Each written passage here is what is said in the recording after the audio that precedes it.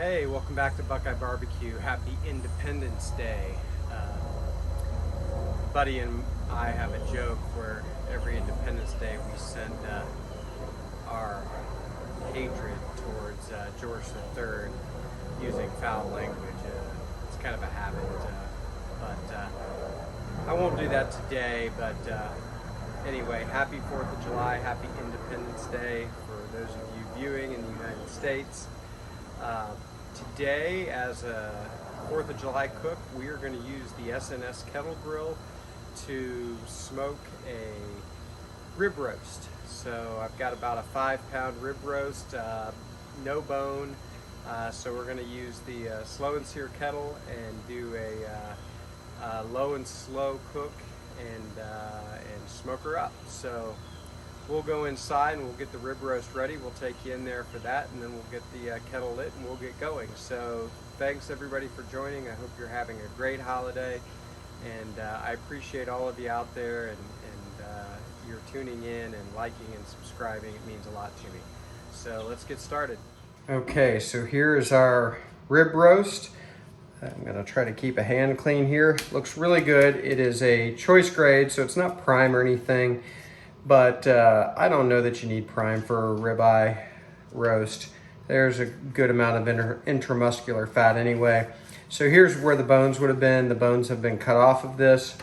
I ordered this from Wild Fork Foods, which I actually really like Wild Fork Foods. I think they do a pretty good job. And I'm not gonna do anything to this. I take that back. I am gonna do one thing to this. I'm gonna trim off this piece of excess fat here. Just grab a knife.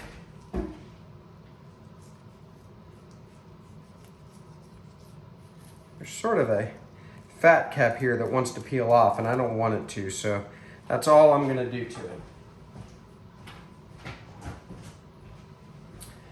All right, for our seasoning today, we're gonna go with something from the Barbecue Pit Boys, a channel that I kind of enjoy, even though it's a little bit weird, but more than 2 million people enjoy it, so they must be doing something right. But this is called Big Texan. I have tasted it. It's really good. It's got some salt, pepper, garlic, paprika for sure, and I think there's a little bit of sugar. In fact, I'm sure there's a little bit of sugar, not a lot. But I think this is going to be good on this. So we're going to do the underside first and just get it seasoned up. This is a big, thick piece of meat, so it can take a good amount of seasoning. Gonna be sure and do the sides, of course.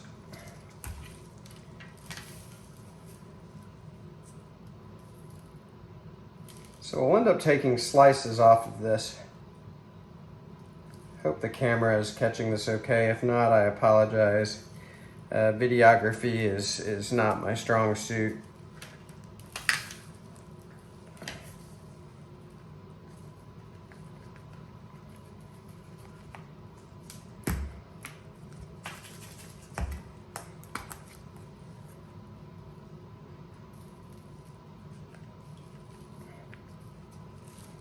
There we go.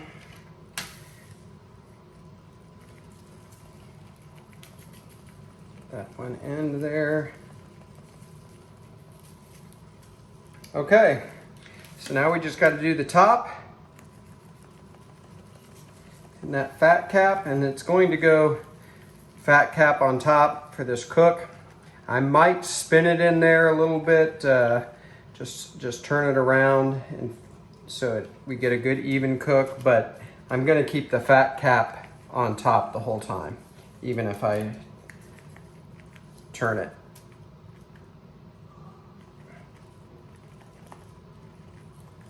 All right, that's gonna be good. So we're going to get this back in the refrigerator. It's probably gonna sit there for the next hour while I get the grill set up, which will certainly include you on, so we'll bring you back in just a minute. Okay, here's the plan for our charcoal today.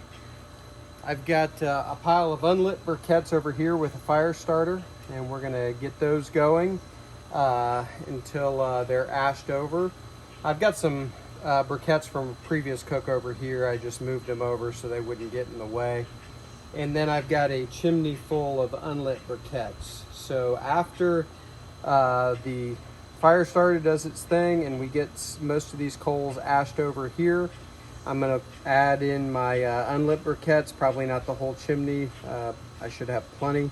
And that's gonna start our slow cook going from here where the fire started across the slow and sear basket. So that's kind of our plan. This is the first time I've done, I guess not, my reverse seared steaks. I sort of did the same way, but we're gonna go the whole way low and slow this time. So let's get her started.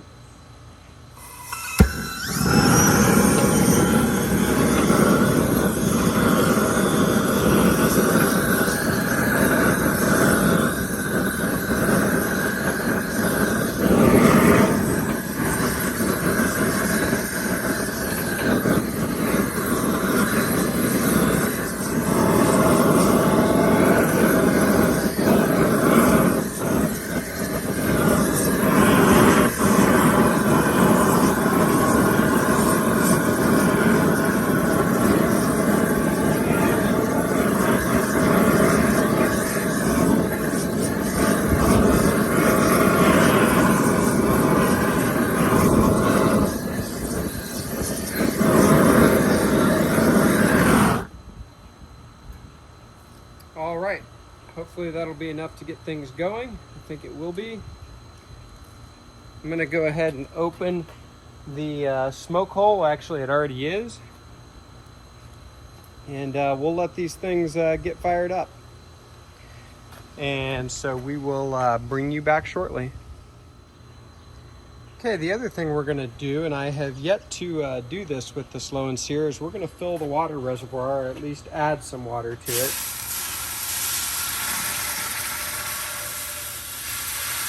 I think I probably should have done this in advance, but that's okay.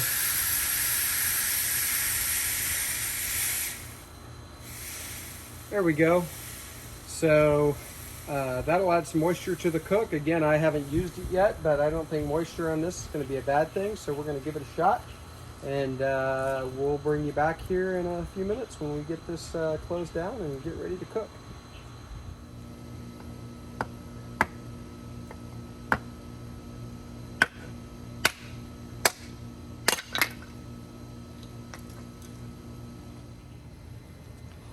Okay, so these coals are mostly ashed over. So I'm gonna get the rest of our charcoal dumped in here.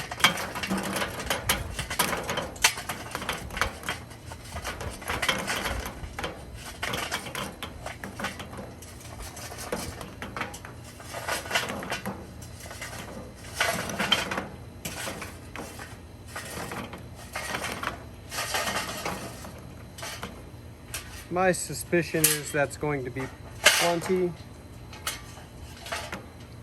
but I don't want to run out, so we'll snuff this out if we need to, and keep the rest for a future cook. So I'm just gonna get some of this spread out just a little bit. There we go. And now I'm gonna put my grate in, of course, with the lid over the charcoal. There we go. This is starting out really well, I think.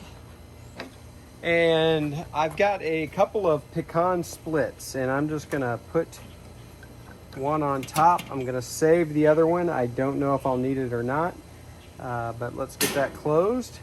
And we're gonna get this lid closed. I've got the smoke hole on the underside wide open. If you don't know what that is, take a look at my SnS Kettle tour when I first got it. It explains it. I also used it in my reverse seared ribeye cook a little while back, so you can check it out there. And I'm gonna leave the top vent wide open for now too. So we're just gonna get this closed. I wanna cook today around 250 degrees. I'm not going to be that worried about it if it creeps above or even is below it a little bit. But 250 is sort of my target. So we're going to let this come up to temperature. And I am only going to use the SnS Grill's thermometer that's hooked up here. I am going to use a probe, but just for the meat. I'm not going to use one for the ambient temperature. I am just not that worried about it. As long as it doesn't spike too high, I think we'll be fine, and I'll keep an eye on it. So thanks again for being here. Next time I bring you back, it'll be with meat ready to put on. So we'll see you in a few. Okay, we are right at 250 on the SnS. So we're gonna get this meat on.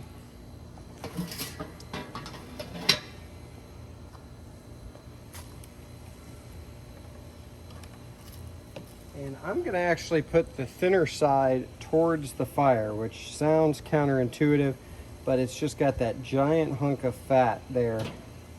And I think that'll help protect it. And I'm gonna try not to burn myself here. There we go. And I'm going to use my ThermalWorks signals. I'm gonna use the probe port here. Get this inside to monitor our temperature. And I just wanna go dead center essentially. We don't have any bones to worry about, so I'm just gonna, there we go. That should be good. We'll get that on. Now I'm going to try to control the temperature with the smoke hole only. I'd like to leave the exhaust vent on the top wide open. We will see if that's gonna be possible. I don't want it to spike too high, so I'll be prepared to shut that down if I need to. But for now, I'm just gonna use the smoke hole. I'm gonna put it about halfway, see where that takes us, halfway closed, and we'll go from there. It's only like my third or fourth cook on this, and I've never done a low and slow, so it'll be a learning experience, but this shouldn't be too bad of a hunk of meat to do this way. It should be pretty forgiving. So again, thanks for being here. We'll bring you back. I'm guessing an hour, and we'll take a look. Okay, we are exactly 2 hours in. Our rib roast is at 93 degrees internally, and the cooker has really been rock solid, running right around 250. I've had to open vents and shut vents a little bit here and there, but that's to be expected. So we're gonna take a look and then talk a little bit about how we're gonna finish this off. So let's just take a look. And I'm gonna try to keep the lid off only very briefly, so here we go. Oh, wow. That looks gorgeous. Still really moist. I'm not even gonna spritz this. I haven't even used half my charcoal, I don't believe, so that's a lesson for the future. The wood split has done its thing, so I'm really happy with this so far. Hopefully it tastes as good as it looks, but let's get this lid closed. So we're just hitting 94 degrees internally right now. So here is my plan. When we get to around 115 to 120, which I'm guessing will be in the next 30, 45 minutes maybe, I'm gonna open up all the vents on this, and we're gonna let this charcoal just go crazy. I really wanna develop a nice crust on the outside of this, and we'll take it up at that point to probably 130, something like that, 131, 132. We will get some carryover heat. And of course the outsides of this rib roast will be a little more done, but I'm sure they'll still taste great, and some of the family will like that anyway. So that's where we are, and that's the plan. And so we'll bring you back in the next 30 minutes or so, maybe a little bit longer, and we'll take a look at this one more time, and then we're gonna crank everything up. Okay, we're at 116 degrees internal. Cooker is running about 260, 270, which is a little above where it's been running, but I just let it go because it's about time to crank up the heat here. So we're gonna take a look at this first, and then we're gonna open all vents and let this thing get up to 130, 131. It'll carry over to 133, 134 probably. It's not that big of a piece of meat. And then we should be good. So I have not looked at this, have not opened this lid since the last time you were here. So here we go. Oh, Wow, that is beautiful. Okay, so I'm gonna get this lid back on. I don't wanna lose too much heat. It won't do me any good at all. So I'm gonna open the top vent all the way. It's almost open anyway. And I'm gonna go ahead and open the actual air intake where the ash output is. And I'll go ahead and keep the smoke hole wide open too. So we're just gonna let this go now.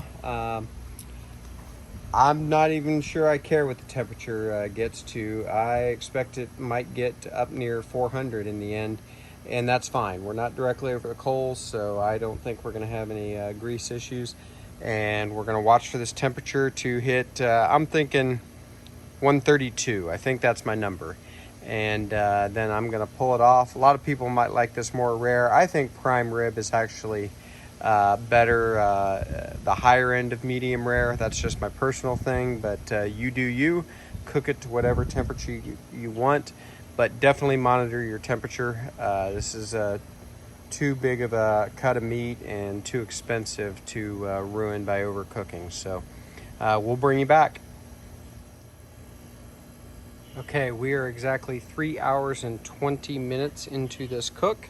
We're gonna take the lid off. The temperature is approaching 131, which is good for me. And now is when I'm gonna remove it.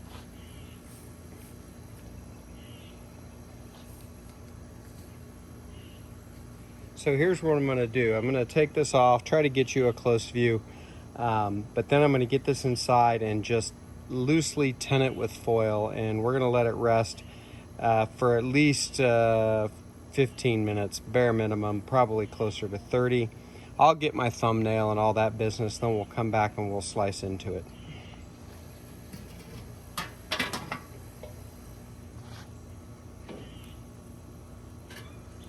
Looks great. By the way, the cooker had gotten up almost to 400 degrees. So exactly like I suspected, and I'm totally good with that.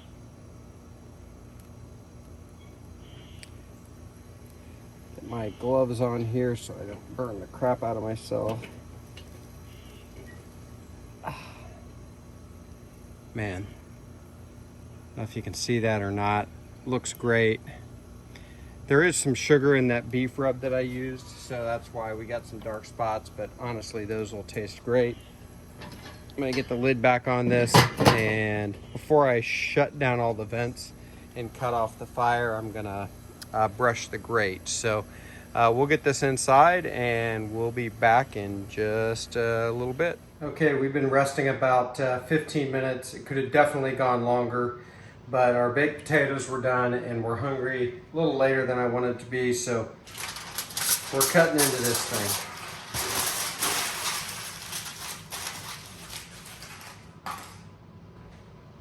All right, looks really good. I did actually try a piece of this caramelized top.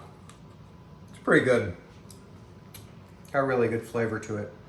So no bones in this. I'm just gonna cut right down the center.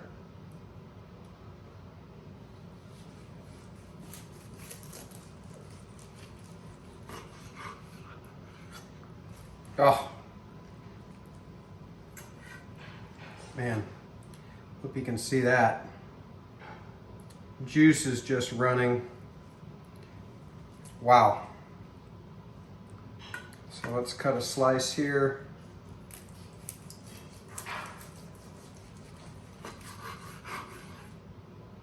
In fact, I'll go ahead and cut our slices for our dinner.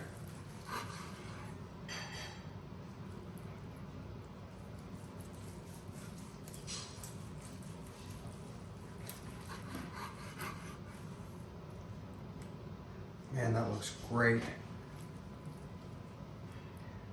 I hope that pink is coming through.